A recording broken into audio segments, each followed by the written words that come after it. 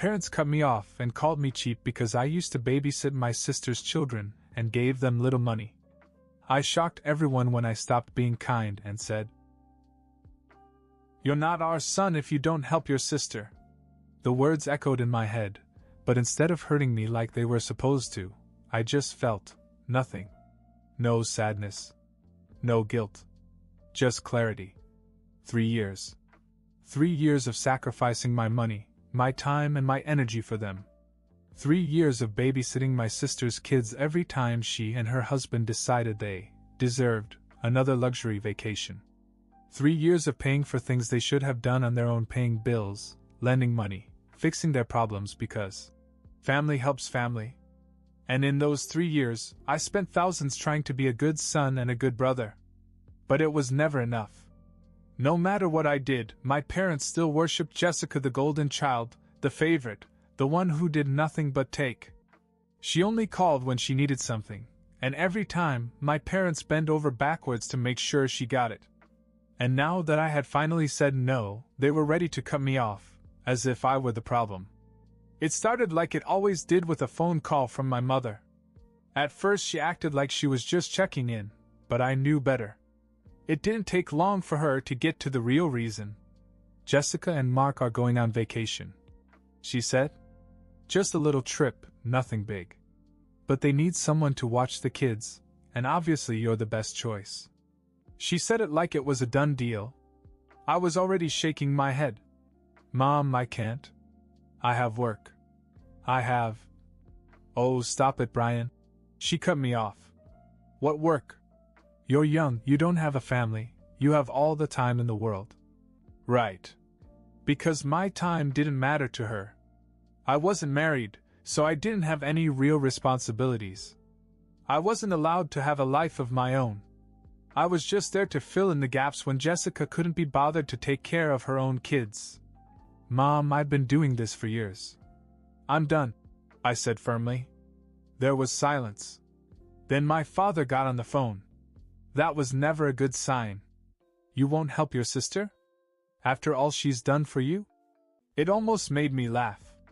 Jessica had never done a damn thing for me in her life. She never helped me move. Never loaned me $1 when I needed it. Never even called to check in unless she needed something. Meanwhile, I paid my parents' overdue bills, covered Jessica's sudden emergencies, and even fixed my dad's car when he didn't have the money. And somehow, I was the selfish one. "Jessica said she asked you for money for the kids last month, and you barely gave her anything," my mother said. That's when I realized what this was really about. I had been taking care of my sister's kids for free for years. And then, a month ago, she had the audacity to ask me for money, claiming it was for the kids. Meanwhile, she and Mark had just bought new designer bags, gone out to expensive restaurants, and were planning another vacation. I knew exactly where the money was going. "Mom, Jessica and Mark make a lot more money than I do," I said. "They just waste it instead of taking care of their responsibilities." My dad scoffed. "So? It's their money. If you really cared about your niece and nephew, you'd help."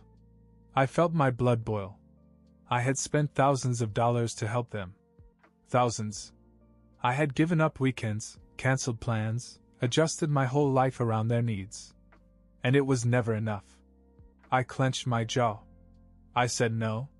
That's when my dad dropped the bomb. "If you don't support your sister, you're not our son."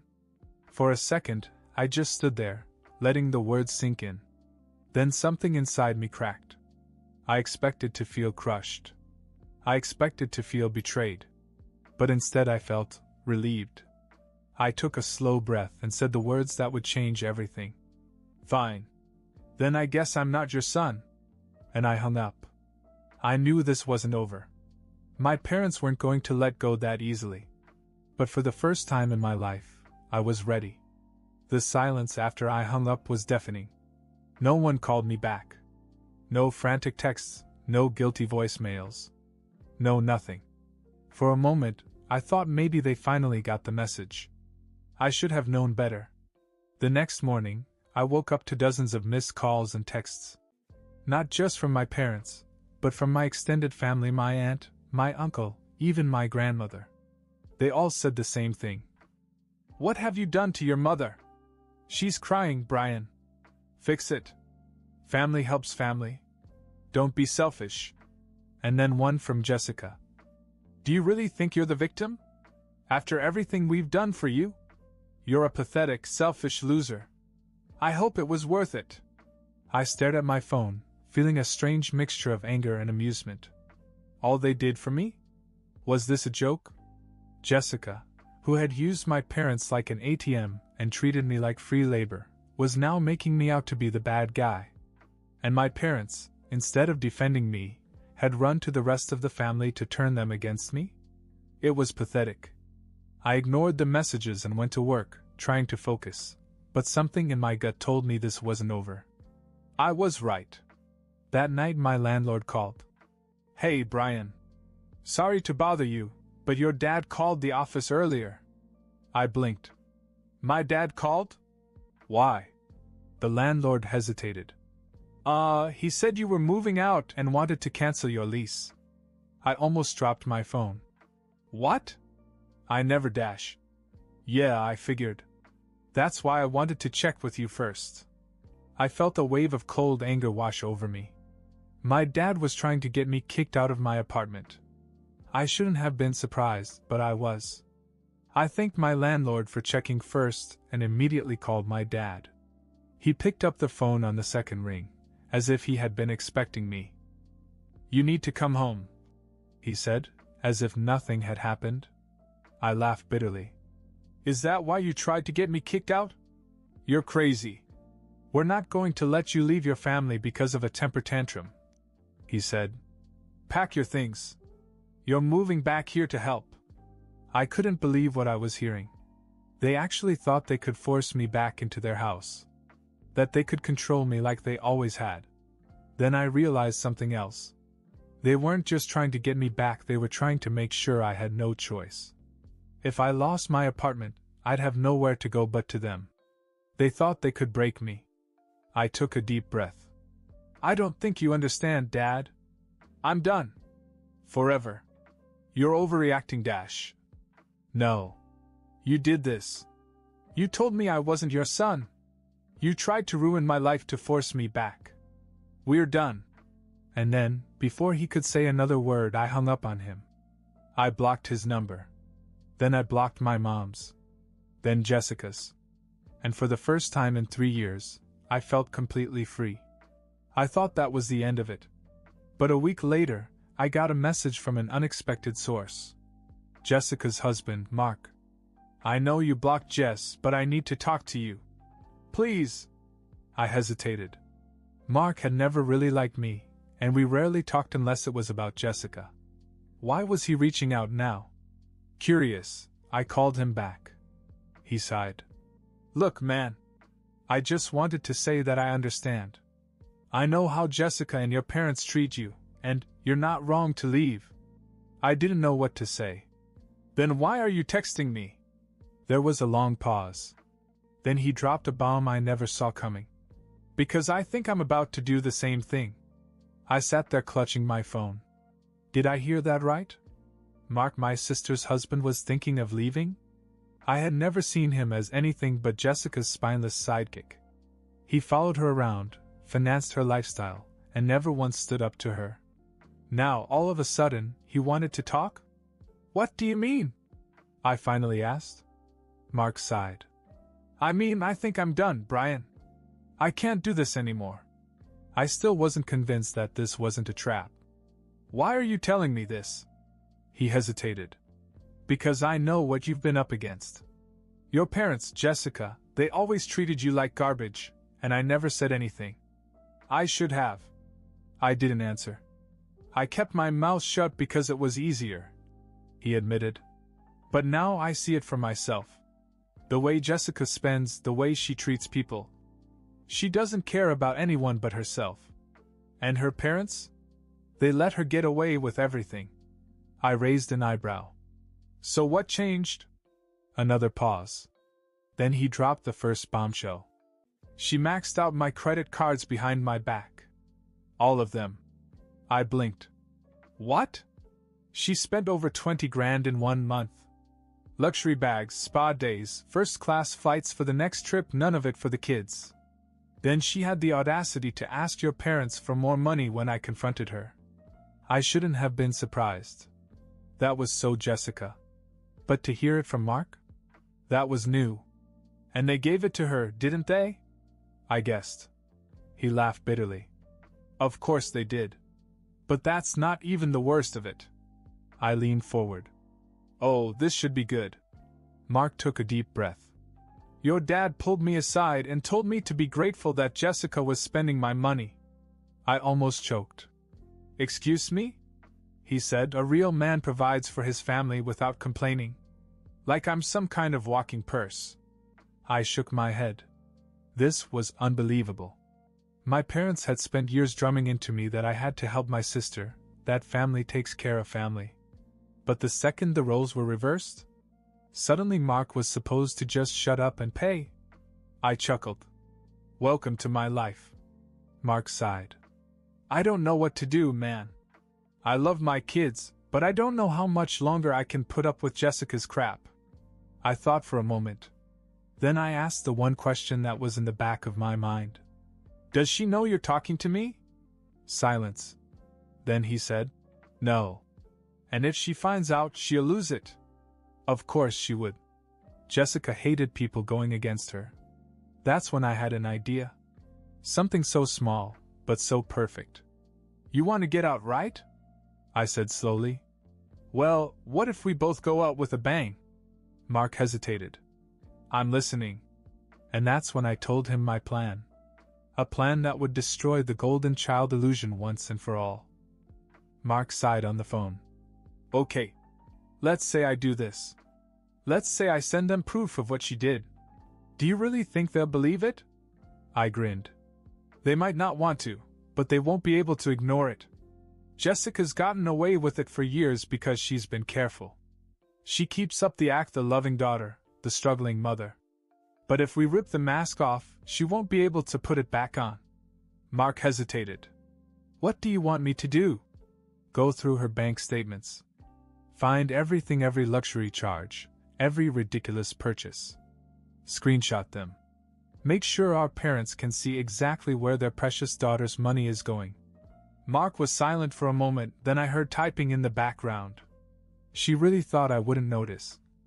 Jesus, she spent 6 grand on a spa? And another 3 on handbags? Are you kidding me? I chuckled. She never thought you'd leave. She thought you'd just suck it up, like I did for years. Mark exhaled. Fine. I'll send it to her. But I already know what's going to happen. They'll apologize for her. Not if you phrase it right. I said. Tell them you're drowning in debt because of her. That you don't know how you're going to support the kids. That you're thinking of leaving. If nothing else, they'll panic. There was a long pause. Then, finally Mark said, All right. It's sent. Now we waited. It didn't take long. 20 minutes later, my phone exploded with notifications. I checked my messages and almost laughed out loud. Mom, Brian, what did you say to Mark? Jessica is in tears. Dad, call me. Now. Jessica, you piece of shit. I know this was your idea. Stay out of my life. I called Mark back. Well, that was fast. He laughed. Dude. She's losing her mind. She just stormed into the living room screaming at me. She tried to grab my phone and demanded to know who I was running to. I shook my head. Classic Jessica. And what did you say? I told her I was tired of being treated like a wallet. That I was tired of covering for her. And then get this, she said it was my fault for not making more money. I actually burst out laughing. Oh my God. Yeah. And when I didn't back down, she called your parents and started sobbing about how I was turning against her. I could practically see it in my mind. Jessica pretending to cry to my parents, knowing they'd jump to her defense. What did they say? Oh, the usual. My job as a husband is to support her. She deserves nice things. How dare I make her feel bad about how she treats herself? I rolled my eyes. And did you remind her that she stole from you? Oh, I tried. But you know how they are. They just kept saying that I should be grateful that she even lets me handle the finances. I shook my head. Unbelievable. But that was exactly what I expected. My parents would never believe the truth, no matter how much evidence we had. Which meant it was time for the next part of the plan. Jessica thrived on control. She needed to make sure people saw her a certain way, adored, innocent, perfect. So what happened when she lost that control? She imploded. Mark sighed. She's threatening to take the kids and leave if I don't start acting like a real man. I raised an eyebrow. You think she means it? He let out a dry laugh. No. She's never had to fend for herself a day in her life. She needs me. Then call her bluff. I said. Tell her to go. Pack her bags for her. You're enjoying this too much. I spent 5 years babysitting while she was off getting massages. Forgive me if I'm having a little fun. Mark sighed again. Fine. Let's see how she takes it. A few minutes later I got another text message. Mark, holy shit. She just threw my laptop at the wall. I grinned. Now we were getting somewhere. I stared at my phone and read Mark's message again. She just threw my laptop against the wall. I grinned. Well, that escalated quickly. Mark called me immediately. Dude. I think I just cracked her brain. I leaned back. What happened? She kept screaming about how I was ruining her life, how I was cheating on her. And I just stood there. I didn't yell, I didn't argue, I just told her, go ahead, leave. I grinned. And? She lost it. She started throwing things, first my laptop, then her shoes, then a picture frame. She's pacing the house, calling my parents, calling her friends, trying to get someone to take her side. I could already see how this was going to go. And are they? Oh, hell no. I heard my mom on the phone trying to calm her down, but Jessica was just sobbing and saying, nobody loves me, everyone's turning against me. I rolled my eyes. Classic guilt trip. The best part? When I asked her how she was going to leave without my money, she screamed that she'd go to your parents for support. I actually laughed out loud. Oh, this is going to be hilarious. Jessica may have been our parents' favorite, but there was one thing: they hated being financially responsible for someone else. They were willing to let me bleed for her, and they expected Mark to fund her lifestyle, but the second she turned to them for money, they'd panic. And I was right. An hour later I got another text message, this time from my mom. Mom, Brian. Your sister is in crisis. Fix this. I almost choked on my drink. Fix this? Like I was responsible for her breakdown. I ignored it. But then Mark called again, laughing hysterically. Dude. Jessica just called your parents and asked them to pay her credit card bills. I grinned. And they freaked out. I could just picture it, Jessica crying about how Mark was dumping her, expecting our parents to step in. And then they realized how expensive she really was. Mark went on, barely holding back laughter. Your dad started yelling about how she needed to live within her means and stop acting like a spoiled brat. I raised an eyebrow. He said that? The same man who told me I was not his son for not giving her money? Yep. The second his wallet was on the line, everything changed. It was poetic justice. The golden child was suddenly too expensive to maintain, and our parents hated her. Then Mark said something that almost made me drop my phone. Jessica just ran out of the house screaming that she was coming to your apartment. I sat up. She what? Less than 20 minutes later, there was a loud banging outside my apartment. I already knew who it was. I took my time opening the door. When I finally did, there was Jessica, mascara streaked down her face, breathing heavily, eyes wild. You did this, she hissed. I leaned against the doorframe. Did what? Stop being your babysitter? Refuse to pay for your vacation? Remind Mark he's not your personal bank. She gritted her teeth. You turned my own husband against me. I laughed. No, you did that. I just helped him see the truth. Her hands clenched into fists. Mom and Dad are mad at me. Oh? You mean because you expected them to cover up your nonsense? Welcome to my world. She looked as if she wanted to slap me. You ruined everything. No, Jessica. You did. I crossed my arms. So why are you here? She stared at me, then took a deep breath. I need you to fix this.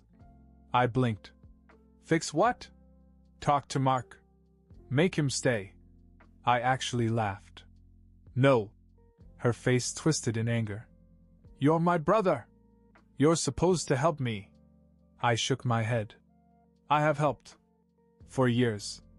But you never appreciated it. You treated me like garbage while our parents worshipped you. Now, for the first time, you have to deal with the consequences of your own actions. She just stood there, shaking. Then, in the softest voice I'd ever heard her use, she whispered, I don't know what to do. For a brief second, I saw something I'd never seen before: real fear. Jessica had never been alone. She always had someone to clean up her messes. First our parents. Then Mark. Then me. And now? She had no one. I took a slow breath. Figure it out. Then I slammed the door in her face. Jessica stood outside my door for a long time after I closed it in her face. I could hear her breathing, shifting from foot to foot, probably waiting for me to open it again. I didn't. Finally she left. And that was the last time I spoke to her. Mark left her. Not right away, but within a month. The bank statements, the credit card debt, the total lack of remorse. He had finally seen her for what she was. She tried every trick in the book to keep him. Crying. Yelling. Threatening to take the kids and ruin his life. But Mark was done. He got a lawyer, filed for divorce, and fought for custody. And the crazy thing? He won. Jessica had no job, no savings, no responsibility. When the court saw how much money she had burned through while neglecting her children, they gave Mark primary custody. She got visitation, but her lavish lifestyle? Gone. She tried to move back in with our parents, but they weren't as welcoming as she expected. You see, they were furious with her.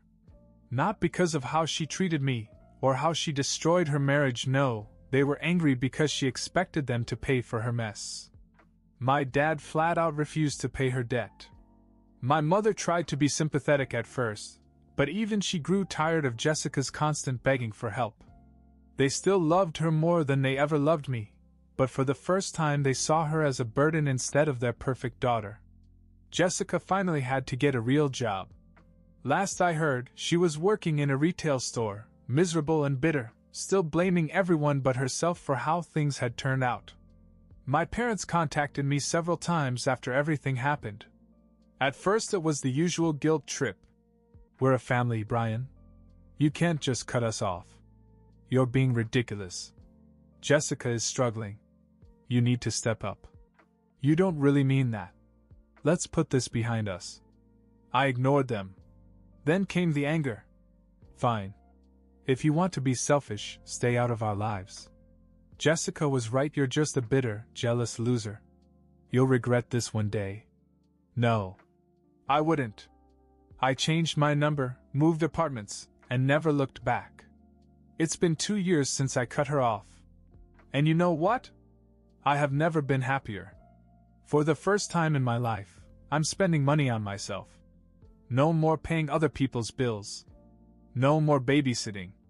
No more guilt-tripping myself into sacrificing everything for a family that never appreciated me. I have real friends now. People who respect me. People who don't treat me like a walking ATM or a free babysitter. And my family? They're nothing more than a story I tell sometimes. Jessica is struggling, my parents are still trying to work out their issues, and Mark. He's doing great. We don't talk much, but he sends me updates every once in a while. His kids are happy. He's rebuilding his life. And me? I don't care what happens to them. I spent years breaking my back for people who never gave a damn about me. And now? They can figure it out for themselves.